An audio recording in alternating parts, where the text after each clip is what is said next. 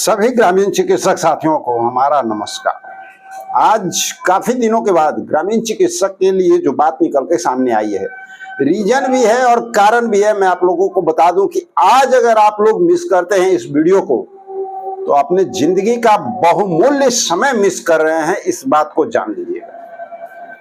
विगत कुछ वर्षों से लगातार जो है ग्रामीण चिकित्सक लगातार संघर्ष किए, अपने बलबूते संघर्ष किए और परिणाम भी उनको समय समय पे मिलता आया।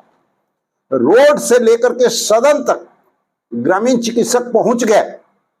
डीएम, पीएम, सीएम हर जगह पे अपनी उपस्थिति तक दर्ज करा दिए और इसके पीछे मात्र एक कारण रहा और वो कारण था आप सब लोगों का प्रयास और आप सब लोगों का मेहनत, जो रंग लाया, सिर चढ़ करके बोला और आपको वो स्थान दे दिया कि आप कभी भी, कहीं भी, किसी भी समय सीएम के ऑफिस तक उपस्थित हो सकते हैं, बात कर सकते हैं, अपनी बातों को रख सकते हैं।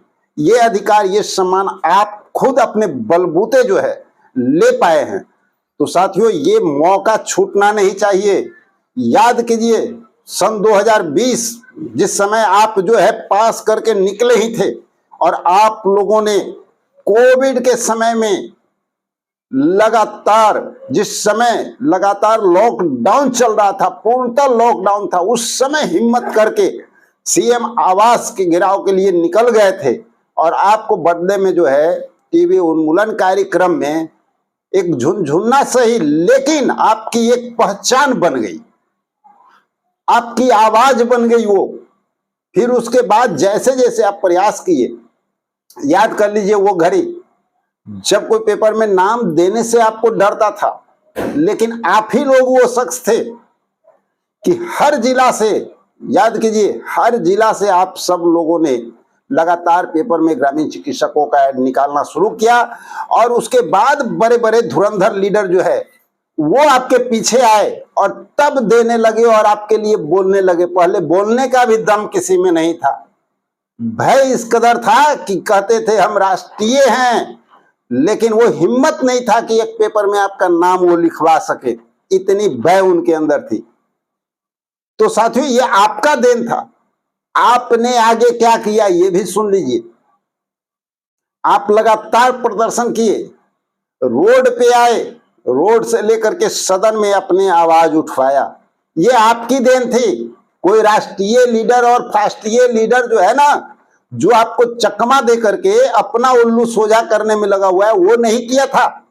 एक उपलब्धि कोई बता दे कि वो उपलब्धि आपके लिए ला करके खड़ा किया।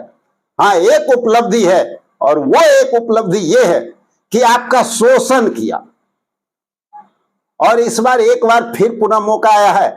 एक बार हम आए थे, याद कर लीजिए, याद कर लीजिए, रोड से सदन तक आपकी आवाज गूंजने लगी और जब बजट सत्र के दौरान आपकी बात तक कहीं नहीं हो रही थी तो 2 मार्च को जो बना उस तरह से हम लोग जो है आंदोलन में शरीक हुए और बजट सत्र में लगातार जो है अपनी आवाजों को बुलंद करने का काम किया। ये भी ग्रामीण चिकित्सक ही किए थे, कोई राष्ट्रीय और फाष्ट्रीय लीडर आपको नहीं करवाया था।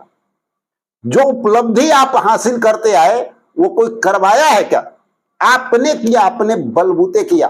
और ये मौका है, ये मौका अगर आप चूक जाते हैं ना तो फिर जान लीजिए भविष्य अंधकार में खुद बनाइएगा। जवाबदेही ये दूसरे की नहीं, आपकी अपनी होगी, क्योंकि आप लड़ाई अपने लिए लड़ रहे हैं या किसी को नेता बनाने के लिए लड़ रहे हैं, ये आपको सोचना होगा। अगर कोई प्रोग्राम आप करते हैं, कोई उसी दिन आपको प्रोग्राम कर दे, इसका मतलब आप समझ रहे हैं, अरे भाई फूट डालो, राज करो। हम एक बार नहीं 1000 बार हम लोग रोड पे उतरे, कई बार हम लोग गर्दनी बाग में अपने प्रदर्शन को अंजाम दिए। परिणाम क्या निकला? आगे बढ़ना है या नहीं बढ़ना है? अगर आगे बढ़ना है हम सब लोगों को तो अब बापू सभागार में इनकलाब के नारों के साथ अपनी ताकत को दिखानी होगी, सरकार को एहसास दिलाना होगा और इसके लिए एकजुटता चाहिए। आज तक कुछ नहीं कर पाए, 1 घंटा जाकर के हल्ला और हंगामा करके नौकरी ले लेंगे क्या? ले लेंगे। आज तक आप नहीं ले पाए, लेकिन आज वो काम करके आपस में फूट डाल करके सिर्फ अपने पैरों पे आप कुल्हाड़ी मारेंगे। तो सोच लीजिए आपको क्या करना है। हम किसी के ऊपर प्रेशर नहीं डालेंगे कि आप वहां जाइए, यहां जाइए, ये कीजिए, वो कीजिए। आप खुद समझदार हैं। अगर आपके अंदर खुद गैरत है, आपको लगता है कि मैं अपने लिए लड़ता हूं, मुझे अपनी नौकरी प्यारी है, दूसरे के नेतागिरी प्यारी नहीं है, तो आप नौकरी के लिए आएंगे। हमें विश्वास है तो आप नौकरी के लिए वहां पे जाएंगे। पूरे बिहार के जितने भी ग्रामीण चिकित्सक हैं उनसे हम आह्वान करते हैं कि 14 तारीख को दिन रविवार 11 बजे तक बापू सभागार में पहुंचिए। वो कोई समागम नहीं है। इनकलाब के नारों के साथ अपनी ताकत को दिखाइए। अगर इस बार आप अपनी ताकत को वहां दिखाने में सफल होते हैं तो परिणाम इतना सुखमय हो सकता है ना, जो आप कल्पना नहीं किए होंगे। क्योंकि याद कीजिए, हम 2 मार्च को भी आप लोग को बोले थे, कोई कुछ भी कर ले भैया, जो काम सोच करके किया गया है परिणाम लेकर के आएगा। परिणाम लेकर के आया था। लगातार बजट सत्र में आपकी आवाज बुलंद हुई। अगर उस समय से भी हम लोग वहां लगे होते ना, तो अब तक हम कामयाबी प्राप्त कर लेते। लेकिन कुछ ऐसे लोग जो लोगों में फूट डाल करके, लोगों को डिस्टर्ब करके, क्योंकि उनको पता है कि इनकी अगर नौकरी नहीं होती है तो हमारा दुकान चलेगा, इनकी नौकरी हो जाएगी, हमारा दुकान बंद हो जाएगा। वो हमेशा आपको अड़चन डालने का प्रयास करेंगे, जीवन भर अड़चन डालेंगे। कभी गारंटी की बात होगी, कभी मिठाई खिलाने की बात होगी, और उसके बाद कल हो करके वही शख्स आपको उलझाने की बात होगी। भैया जब गारंटी है, नौकरी मिल गया, तो अब क्या सोचना है? अब किस बात की लड़ाई? मिल ही गया तो अब कौन सी लड़ाई हो रही है?